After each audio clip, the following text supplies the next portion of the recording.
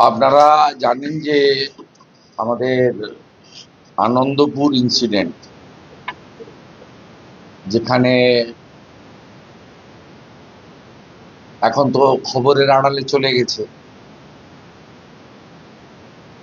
বহু মানুষ এখনো নিখোঁজ আছেন যাদের দেহ পাওয়া যায়নি, এবং ডিএনএ টেস্টের মাধ্যমে প্রায় 25 জন মতো মৃত শনাক্তকরণ হয়েছে। তারপরে 10 লক্ষ টাকা করে ক্ষতিপূরণ তাদের বাড়িতে গিয়ে দিয়েছে পুলিশ এবং তৃণমূলের নেতারা, এবং একটি চেক দিয়েছে জেলে থাকা অভিযুক্ত ডেকোরেটর, আরেকটি চেক দিয়েছে মুখ্যমন্ত্রীর অতি ঘনিষ্ঠ ও যিনি কর্ণধার, যাকে কেশাগ্র স্পর্শ করা হয়নি। মুখ্যমন্ত্রী বিধানসভাতে দাঁড়িয়ে তিনি কেন যাননি তার ব্যাখ্যা দিয়েছেন। প্রজাতন্ত্র দিবস ছিল, তারপরেও উনি যেতে পারতেন, যাননি কারণ ওখানে যারা মারা গেছে সবাই হিন্দু, এবং যারা নিখোঁজ আছেন তারা সকলে হিন্দু। এবং উনার যেহেতু ঘনিষ্ঠ একজন ব্যক্তি, যার সঙ্গে উনি একাধিকবার বিদেশ ভ্রমণ করেছেন, যিনি বিদেশে গিয়ে ওয়াকিং এর ওনার সঙ্গী, তার জন্যই করেছেন। কিন্তু আমরা গতকাল থেকে একটি জাতীয় সংবাদপত্র এবং তার মধ্য দিয়ে দেখেছি how the NGT national green tribunal was alerted to illegal Anandapur warehouses years before the deadly fire. আপনারা এটা দেখুন, এইটা 2023 সালে পিটিশন করেছিলেন Ankur Sharma, a green activist and advocate. এটার ভিত্তিতে জানুয়ারি 2025-এ the date of inspection of the site was set in January 2025।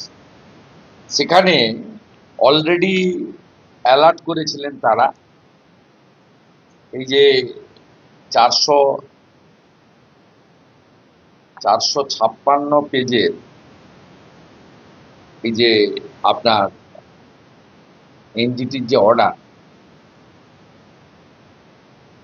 456 পেজের, এখানে আপনারা দেখতে পাবেন যে এর সঙ্গে সরকারি দল, মুখ্যমন্ত্রী, প্রশাসন কিভাবে যুক্ত ছিলেন।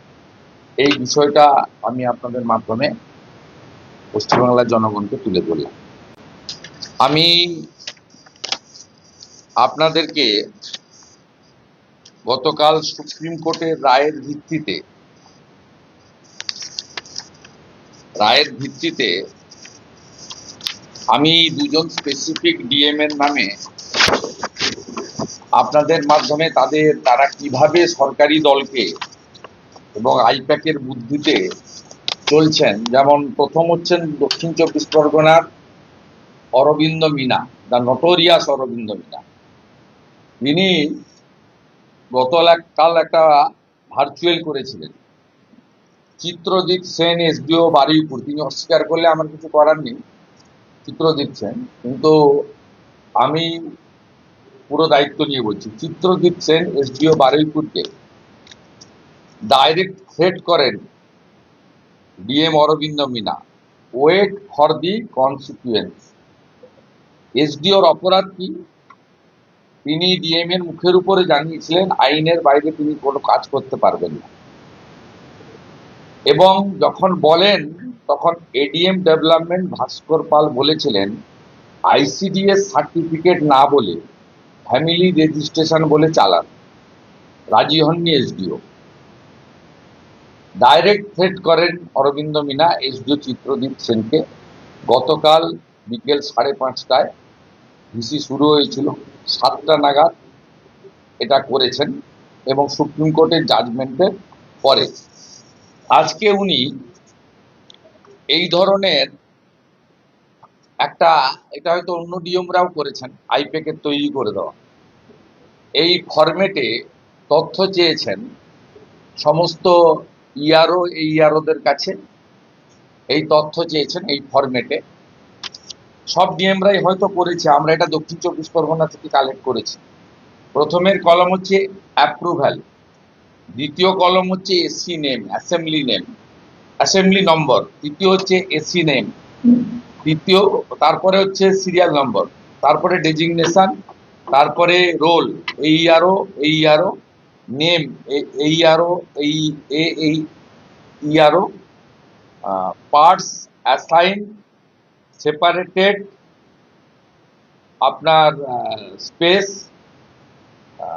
Total number of cases mark as in eligible, mobile নম্বর। কি করছে এরা দেখুন, এটা আইপ্যাকে তৈরি করে দেবো।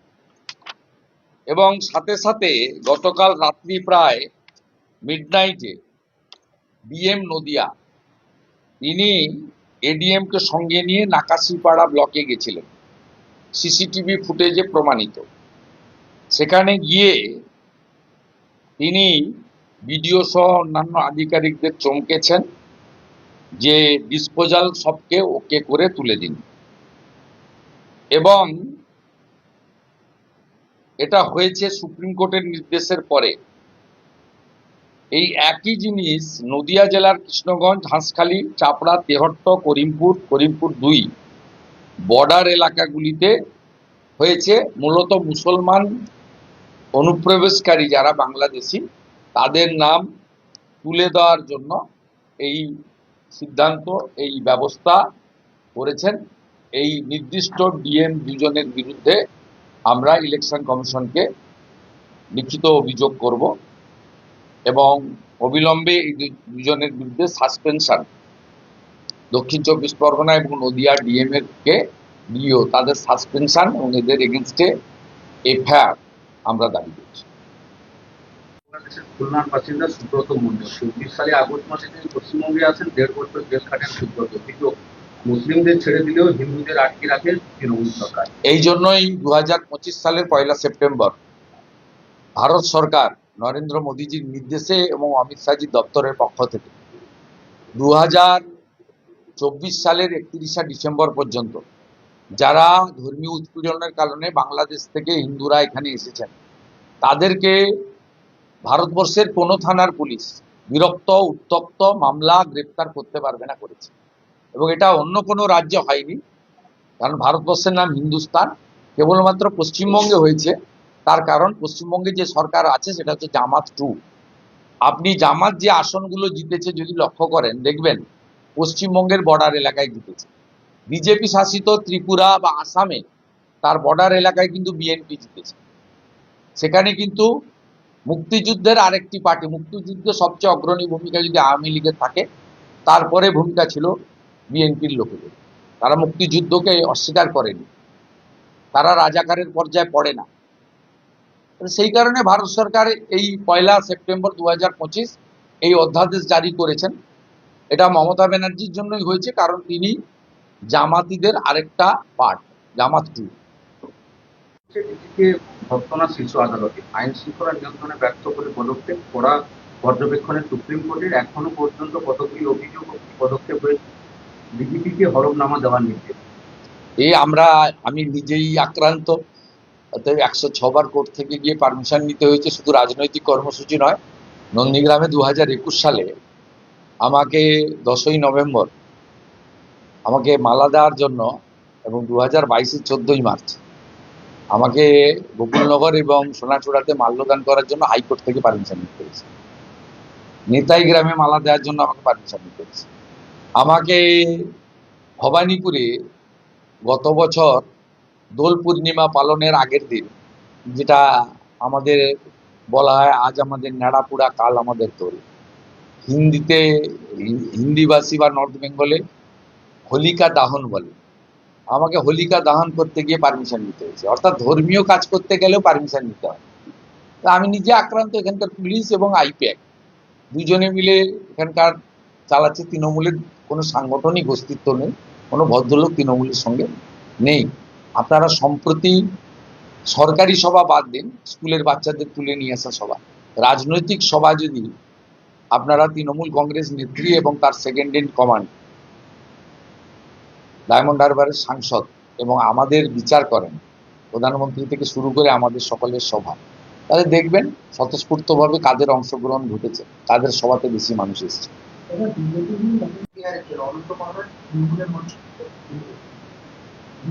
তৃণমূলের মঞ্চ না, সরকারি মঞ্চ। তিনি এর আগেও মুখ্যমন্ত্রী তার বাড়িতে গেছিলেন। আমি এর সম্পর্কে বেশি কথা বলবো না। আর রাজবংশীরা, আমি জানি ওনাদের সঙ্গে আমি উঠা বসা করি। একাধিক রাজবংশী নেতা, বিধায়ক আমার সহকর্মী। আমি কোচবিহার সহ, জলপাইগুড়ি সহ, রাজবংশী এলাকাতে মালদা সহ বহু জায়গায় গেছি। তাদের বাড়িতে আপ্যায়নও গ্রহণ করেছি, ধর্মীয় অনুষ্ঠানেও গেছি। রাজবংশীরা হিন্দুদের ক্ষতি হবে এমন কোনো কাজ করবে না। এটা রাজবংশী সমাজের হয়ে আমি বলতে পারি, কারণ তারা এমন কোনো কাজ করবেন না আগামী নির্বাচনে যাতে হিন্দুদের ক্ষতি হয়, সামগ্রিকভাবে হিন্দুদের ক্ষতি হয়। অতএব রাজবংশীদের নিয়ে আপনাদের চিন্তা না করলেই হয়। উনি যেটা করছেন, কি করেছেন, ওনার ব্যক্তিগত ব্যাপার। তো আজকে নতুন নয়, উনি এই লোকসভা নির্বাচনের আগেও মুখ্যমন্ত্রী ওনার বাড়িতে গিয়ে চা খেয়ে এসেছেন। হচ্ছে তার রাজ্যের মুখ্যমন্ত্রীর সঙ্গে কোনো সামাজিক নেতা তিনি করতে পারেন। আর আমরা ওনাকে রাজ্যসভায় পাঠিয়েছিলাম মূলত রাজবংশী সমাজের সামাজিক নেতা, অনেক সামাজিক নেতা রয়েছে, উনি একা নয়, অনেক নেতা রয়েছে। একটা সমাজকে সবসময় রাজ্যসভাতে পলিটিক্যাল লোক যায় না। তাহলে জহর সরকাররাও তৃণমূল কংগ্রেস ছাড়তেন, উনি তো ব্যুরোক্রেসি থেকে এসেছেন। আরজি করে ঘটনার পরে রাজ্যসভার সদস্যপদ ছেড়ে তিনি এদেরকে বলেছেন যে এদের সঙ্গে থাকা যায় না, ভদ্রলোক থাকা যায় না। তো জহরবাবুও তো তার আলোচক যেভাবেই, তিনি একটা উচ্চশিক্ষিত লোক, তিনি তো তাকে তৃণমূল কংগ্রেস পাঠিয়েছিল তো পলিটিক্যাল লোক হিসেবে না।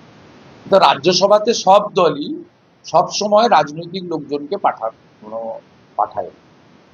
একটা সময় মিঠুন চক্রবর্তীকে তো মমতা বন্দ্যোপাধ্যায় পাঠিয়েছে। আজকে মিঠুনদা তো বিজেপির এনইসির মেম্বার এবং এই রাজ্যের অন্যতম প্রধান প্রচারক।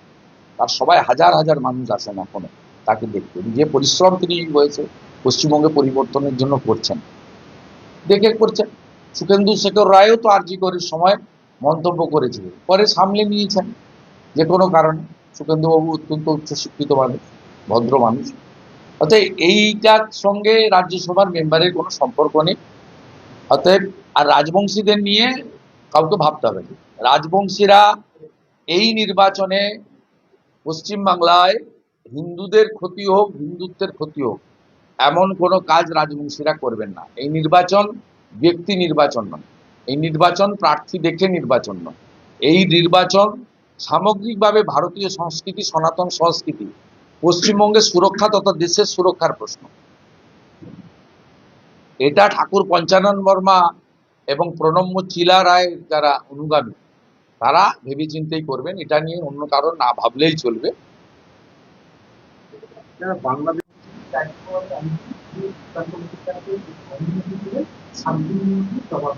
সুকান্তকে বলবো ওই চিঠিটা ডাস্টবিনে ছিল ফেলুন। রাজীব কুমার মামলা করুক, সুকান্তবাবুর দম আছে, লড়ে নিন। সুকান্তবাবুর তথ্য নিয়ে ডকুমেন্টের ভিত্তিতে বলেছে। বলবো ডাস্টবিনে ফেলে দিন। এরকম মমতা ব্যানার্জিও আমাকে চিঠি দিন, আমি এমন উত্তর দিয়েছি তারপর আর উত্তর দেয়নি। আমার কাছে ডকুমেন্ট আছে, যেদিন চাইবেন দিয়ে দেবো। রাজনৈতিক দলের সঙ্গে তিনি বৈঠক করেছেন এবং সিপিএম কংগ্রেসের জন্য দরজা খুলে রেখেছেন। বিরোধী আসনে বলতে চাইছেন হুমায়ুন করা, বিরোধী আসনে তারা কি মনে করছে আমাদের চায়? তাদের তো যা কাণ্ড কারখানা সব মুসলিম ভোট। এটা নিয়ে মমতা ব্যানার্জিকে বলতে হবে, আমরা তো 1% কম মুসলিম ভোট পাই, কিন্তু মুসলিম বুথগুলোতেও ভোট দেওয়ার পরিবেশ তৈরি করতে পারলে আমার মনে হয় বিজেপিও শিক্ষিত মুসলিমদের অনেকের ভোট পাবে। আমার সঙ্গে অনেকে ব্যক্তিগত যোগাযোগ রাখে, অনেকে আমাকে মডেলিং করেন, বিশেষ উৎসবে শুভেচ্ছা পাঠান। অনেক ডাক্তার, প্রফেসর, মাস্টার, শিক্ষিত ছেলে রয়েছে যাদের বয়স চলে গেছে, সংসার করতে পারেননি, চাকরি পান, বঞ্চিত হয়েছেন এসএসসি থেকে, পিএসসি থেকে, এসএলএসটি থেকে, গ্রুপ ডি থেকে, যোগ্যতা থাকা সত্ত্বেও। আমি তাদের অনেক রাজনৈতিক আন্দোলনে গেছি, তারা আমার সঙ্গে আন্দোলনে একসঙ্গে মিশেছেন। তারা বলেন যে মুসলিম বুথগুলোতে বিজেপির কর্মী না থাকার জন্য, পোলিং এজেন্ট না থাকার জন্য যাদের লড়ার কথা, সিপিএম, কংগ্রেস বা আইএসএফ, তারা লড়তে পারে না মুসলিম বুথে। তারা মিডিয়াতে থাকে, প্রচার মিছিলে থাকে, কিন্তু পুলিশ এমনভাবে সেখানে একটা পরিবেশ তৈরি করে এবং তৃণমূল কংগ্রেসের যে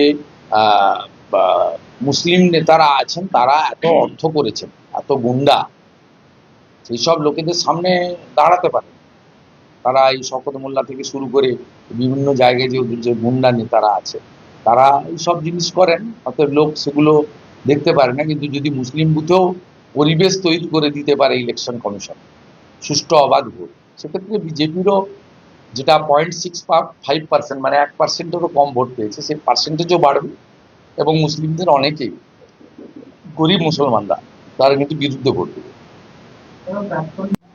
আমি ওর সম্পর্কে খরচ করবো না, গতকাল যা বলার বলেছি। আমি এক লাইনে বলতে পারি, একজন বামপন্থী কর্মী আজকে একজন ক্যাজুয়াল অস্থায়ী কর্মচারী হিসেবে কোম্পানিতে যোগ।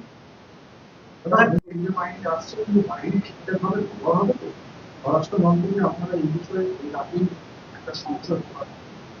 না না, আমরা কি করেছি জানি, কিন্তু আমরা অনেক অভিজ্ঞতা 19, 21, 24 থেকে অভিজ্ঞতা নিই। ভারতীয় জনতা পার্টি যে ধরনের পরামর্শ দাবি করার দরকার ইলেকশন কমিশনকে করবে। এটা ইলেকশনের মডেল কোড অফ কন্ডাক্ট চালু না হলে আমাদের পক্ষ থেকে আমাদের কি দাবি, কি কি বিষয় রয়েছে, আমরা এখন ফাইনাল ভোটার লিস্টের অপেক্ষায় আছি। তারপরে সময় মতো বলবেন। এবং আমাদের মধ্যে, ভারতীয় জনতা পার্টির মধ্যে অনেক অভিজ্ঞ কার্যকর্তা এখন তৈরি হয়ে গেছে, যারা এর আগেও পার্টির সঙ্গে যুক্ত ছিলেন, কিন্তু তারা বড় 3টে নির্বাচন ফেস করেছেন এবং 3টে নির্বাচনেই কার্যত 40%-এর আশেপাশে, 38 থেকে 41, গতবারে 39, একটা ভোট তৈরি হয়েছে বিজেপি। 2,30,00,000 ভোটার বিজেপির সুনির্দিষ্টভাবে তৈরি হয়েছে। এবং এসআইআর এর পরে আমাদের সঙ্গে প্রধান প্রতিপক্ষ তৃণমূল কংগ্রেসের কোনো গ্যাপ আছে বলে আমি অন্তত মনে করি না। আমি বুথ থেকে রাজ্য পর্যন্ত কাজ করি, গ্রাউন্ডে থাকি, আমার এই অভিজ্ঞতার ভিত্তিতে আমি বলি। এবং অবিলম্বে এমনভাবে সুপ্রিম কোর্ট গাইডলাইন বেঁধে দিয়েছে সেগুলোতেই কাজ করতে হবে বলে জানা গিয়েছে। আজকে হাইকোর্টে, আজকে সুপ্রিম কোর্টের নির্দেশ দিয়ে বিচার কমিশন হ্যাঁ, এই বৈঠকেই তো চূড়ান্ত রূপরেখা হবে। হাইকোর্টের অর্ডারে পড়ে নেবেন, ক্লিয়ার বলা আছে, যেখানে বিতর্ক হয়েছে সেগুলো হ্যান্ড ওভার করে।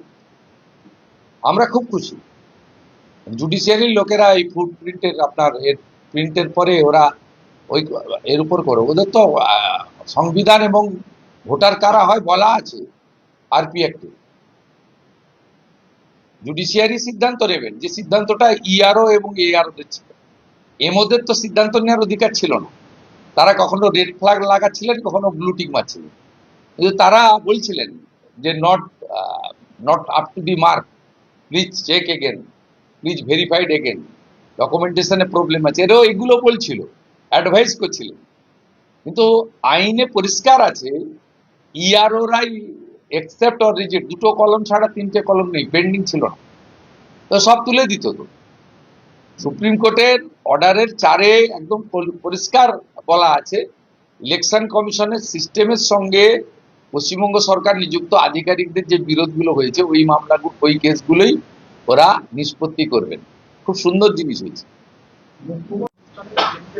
আক্রমণ করেছেন, বলছেন যে বাংলা ভাষায় কথা বলেই আক্রমণ করা হচ্ছে, যে কোনো মূল্যে এটা আমি বিজেপিকে আক্রমণ করে বলতে যে বাংলা ভাষায় কথা বললেই সেখানে আক্রমণ করা। ক্লাস 7-এর বই পড়ে নেবেন, উনি কিভাবে আরবি ভাষা ঢুকিয়েছেন।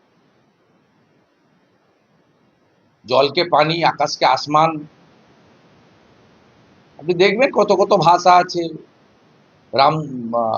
রামধনুকে কি বলেছেন, এগুলো পড়বেন। চাচা চাচি, আব্বা আম্মা, এসব কত কথা সেখানে বলা আছে। উনি যে স্লোগানগুলো দেন, ইনশাল্লাহ, মুক্তমুখরা, সব মিটিংয়ে আমরা শুনি, বাংলা নাকি? ওগুলো বাংলা ভাষা। উনি পশ্চিমবাংলা থেকে বাংলা সংস্কৃতি তুলে দিয়ে যে সংস্কৃতিটা আনতে চাইছেন, এটা আরবি সংস্কৃতি।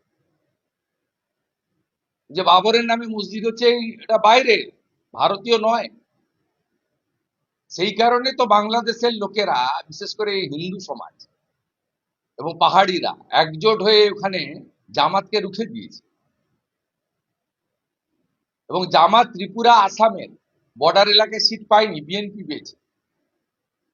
ত্রিপুরার বর্ডার, আসামের বর্ডারে দেখবেন সিলেট থেকে শুরু করে সব জায়গায় বিএনপি জিতেছে, পশ্চিমবঙ্গের বর্ডারে জামাত জিতেছে। এটা হিন্দুই হোক মুসলিম হোক, এটা বাঙালি সংস্কৃতি নয়। তাতে বাংলা ভাষা নিয়ে বলার কোনো কারণ নেই। আজকে 21শে ফেব্রুয়ারি মাতৃভাষা দিবস কেন হয়েছিল, কারণটা মুখ্যমন্ত্রী জানেন? বাংলাদেশে কেন হয়েছিল ওইটা, তারা বাংলা বলার জন্য খুন করেছিল পাকিস্তানিরা।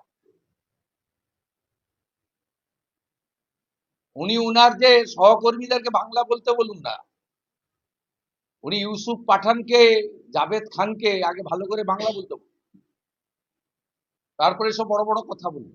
তারা মুখ্যমন্ত্রী বলছেন আর স্টুডেন্টদের ভবিষ্যতে যতই লাফালাফি করো তিনি দেশ করে স্টুডেন্ট চেঞ্জ করে হেডমাস্টার একেবারে সাইড করে দেবে। বলছেন যে আপনাকে মদ খেয়ে বলেছে, সুস্থ থাকলে বলতেই পারে।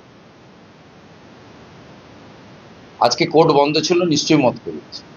তারা হাই আমাকে বেঁচেই গেল, কেননা সুপ্রিম কোর্টের মামলা বিচার বিভাগের টেবিলে পড়া 28 তারিখে চূড়ান্ত ভোটার তালিকা, 1 তারিখ থেকে বিরোধী পরিবর্তন যাত্রা, যেগুলো ইলেকশন কমিশনের পশ্চিমবঙ্গ সফল সব মিলিয়ে একটা ভোটের কেন্দ্র করে দুটোই পক্ষাপক্ষি সময় আপনি মোটামুটি সুবিধা পাচ্ছেন। না না, ভোটের দামামা বাজানোর তো কারণ নেই, দামামা অনেকদিন ধরে বেজে গেছে।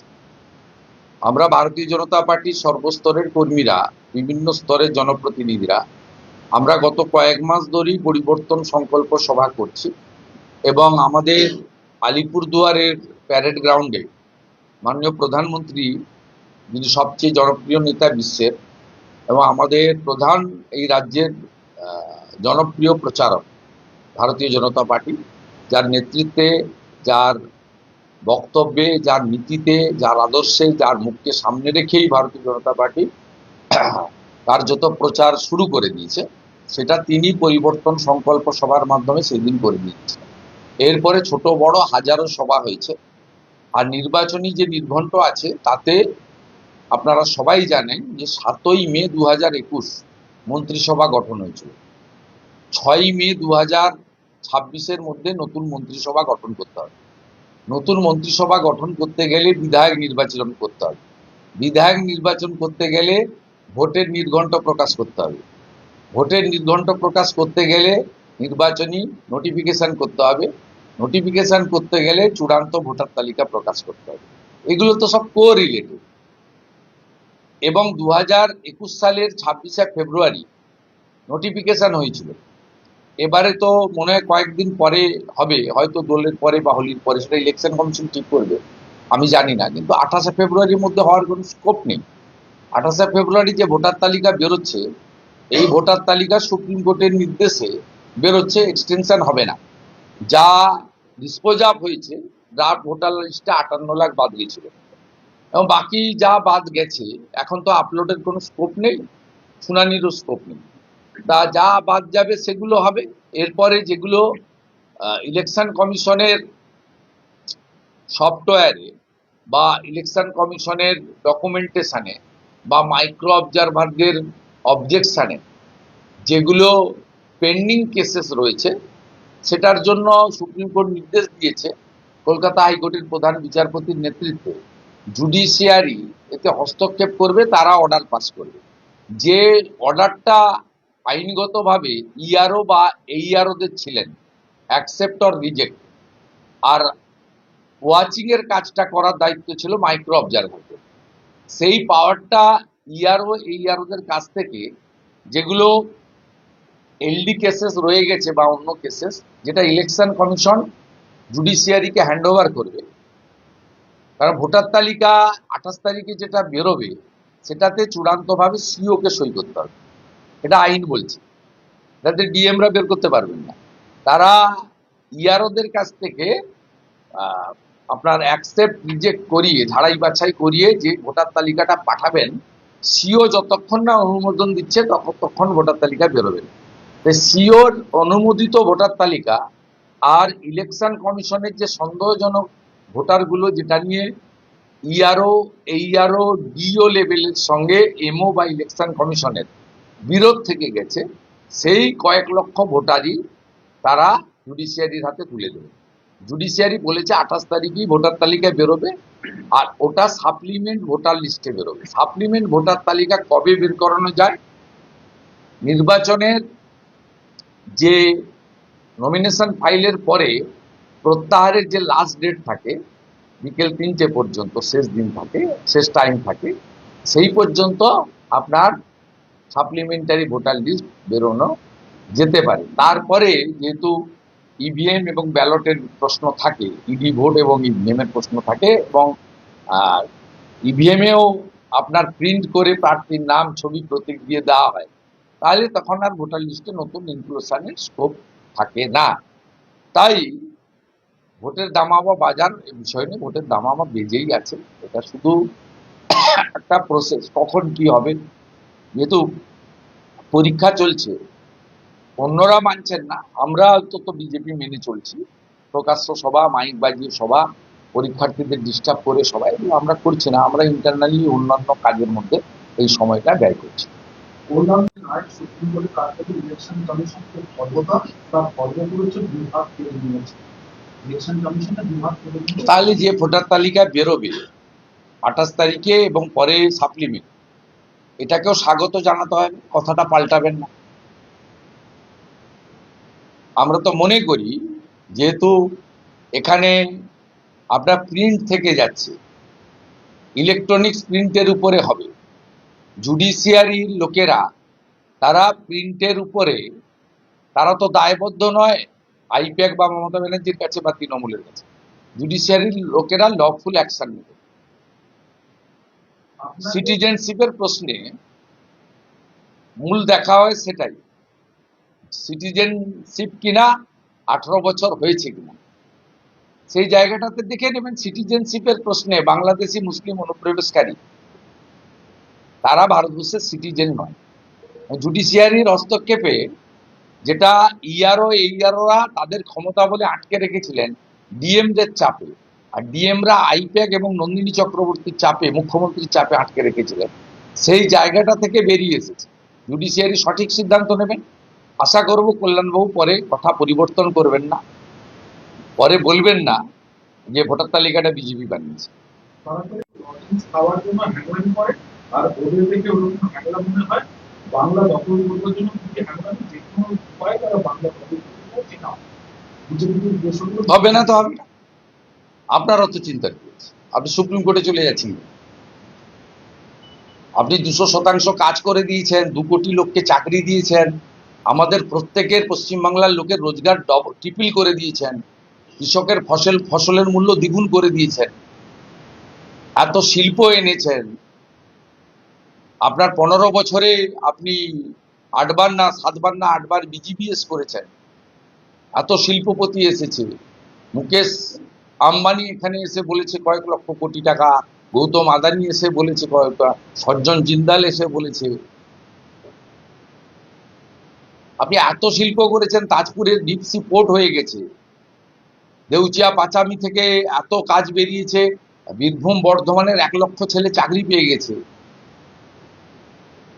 সাগর পোর্ট হয়ে গেছে, কুলপি পোর্ট হয়ে গেছে, মুড়িগঙ্গার উপর দিয়ে সেতু তৈরি হয়ে গেছে, সব কাজ তো শেষ হয়ে গেছে। এত অ্যান্সেলিয়ারি, এত কারখানা, এত পানাগড় বানিয়ে দিয়েছি, রঘুনাথগঞ্জ বানিয়ে দিয়েছি, রেজিনগর বানিয়ে দিয়েছি, নানপুরি বানিয়ে দিয়েছি, সব তো বানিয়ে দিয়েছি। আর তাহলে আর এত চিন্তার কি আছে ওনার? তারপরেও তো ভোটের আগে 1,500-এর সংসার চালাও বলতে হচ্ছে। 349 টাকা লাগে রিচার্জে। বাজার তো আপনি করতে যান না, শান্তনু সিনহায় যান, আইসিএসিপি। আপনি কোনোদিন বাজারে যান না, আপনি বুঝবেন কি করে? আপনি তো বাড়ির পিছনে অবৈধ জবরদখলকারী, কলকাতা পোর্ট ট্রাস্টের জায়গা, সেই জন্য তো বাড়ির পিছনে জায়গা কিনে নিয়েছে, 1.5 কাঠা জায়গা। আমাদের এই পূর্ব মেদিনীপুরের 7 মাইলের লোকে ওখানে দোকান করে। জানেন 1,500 টাকায় কিছু হয় না। আপনি নিশ্চিন্ত থাকুন, বাংলার মানুষ প্রস্তুত রয়েছেন, কি করতে হবে করবেন। ইলেকশন কমিশনকে আপনি কন্ট্রোল করতেন, আরই জাপ্তার তিনি, সেই জন্য 2024-এর লোকসভা নির্বাচনে আইপ্যাক মনোনীত সোদপুরের একটি ওয়েবকাস্টিং ক্যামেরা কোম্পানি, তারা প্রত্যেকটা ফেজে 4 থেকে 5,000 করে ক্যামেরা বিকেলবেলা বন্ধ রেখে 2 ঘন্টা ধরে ছাপ্পা মেরেছে। এসআইআরটা ভোটার তালিকা 28 তারিখে বেরোক, যদি ওটা ফাইনাল নয় সাপ্লিমেন্টারি আর একটা বেরোবে, তাতেই বোঝা যায় আপনার অবস্থাটা কোথায়। দাদা, বিধানসভা নির্বাচনের কাছে হিন্দু বাহিনী হঠাৎ করে যাওয়ার কোথাও কি আইন শৃঙ্খলা নিয়ে অশান্তির আশঙ্কা করছে? আছেই তো এখানে আইন শৃঙ্খলা। 2021-এ 57 জন খুন হয়েছে, পঞ্চায়েত নির্বাচনে 55 জন খুন হয়েছে, লোকসভা নির্বাচনে সংখ্যাটা কম হলেও খুন হয়েছে। এমন কোনো নির্বাচন নেই, নির্বাচন ঘোষণা চলাকালীন গণনার পরে মগরাহাটে মানস সাহাকে খুন করেছে কাউন্টিং সেন্টারের মধ্যে, কাউন্টিং প্রার্থীকে। এইখানে যেখানে বসে আছেন এখানেই তো 24-এ লোকসভা নির্বাচনে 2 দিন আগে রচিবালা আড়িকে খুন করেছে। 2021-এ মমতা ব্যানার্জি হারার পরে চিল্লগ্রামের হিন্দু দেবব্রত মাইতিকে খুন করেছে। দক্ষিণ কেন্দামারিতে একসঙ্গে 45টা হিন্দু ঘর জ্বালিয়েছে। তারাচাঁদ বাড়ে 17টা হিন্দু ঘর লুট করেছে। এখানেই তো আছে। এই আমদাবাদের বিজেপি নেত্রী অপর্ণা থেকে শুরু করে অত্যাচারিত হয়নি এমন কোনো লোক নেই। তো বাইরে খুঁজতে যাওয়ার দরকার নেই, ধারে পাশেই ঘুরে বেড়াচ্ছে। দাদা